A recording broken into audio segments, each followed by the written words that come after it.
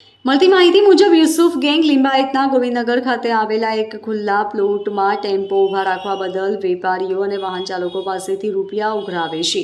જે લોકો આ હપ્તો આપવાનો ઇનકાર કરે છે અથવા વિલંબ કરે છે તેમને આ ગેંગના સભ્યો દ્વારા ક્રૂરતાથી માર મારવામાં આવે છે.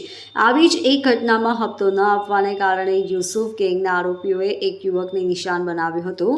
સીસીટીવી ફૂટેજમાં જોઈ શકાય છે કે આરોપીઓએ યુવકને ખેંચીને જમીન પર સુવડાવી દીધો હતો. ત્યારબાદ એક આરોપી યુસુફે તે યુવકના માથા પર ઊભા રહી તેના ચહેરા પર લાતો મારી હતી અને તેના પગ તોડી નાખવાનો પણ પ્રયાસ કર્યો હતો. આટલું જ નહીં, આરોપીઓએ યુવકને ચપ્પુના ઘા પણ માર્યા હતા. ગેંગના ઘાતકી હુમલામાં યુવક ગંભીર રીતે ઇજાગ્રસ્ત થયો હતો, જેને તાત્કાલિક સારવાર માટે સિવિલ હોસ્પિટલમાં ખસેડવામાં આવ્યો હતો. આ હુમલાના સીસીટીવી ફૂટેજ સામે આવતા પોલીસ વિભાગમાં પણ હલચલ મચી ગઈ છે. ઉલ્લેખનીય છે કે આ યુસુફ ગેંગના આરોપીઓ પર અગાઉ પણ ગુજસીટો હેઠળ ગુનો દાખલ થઈ ચૂક્યો છે.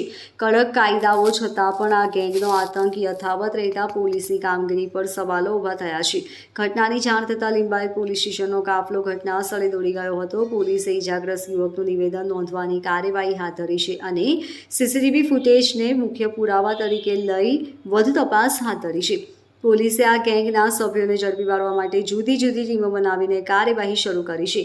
લોકોની માંગ છે કે આ ગેંગના સભ્યો વિરુદ્ધ સખત કાર્યવાહી કરવામાં આવે, જેથી વિસ્તારના લોકો ભયમુક્ત થઈને પોતાનો વ્યવસાય કરી શકે. Bureau report, LK star news, Surat.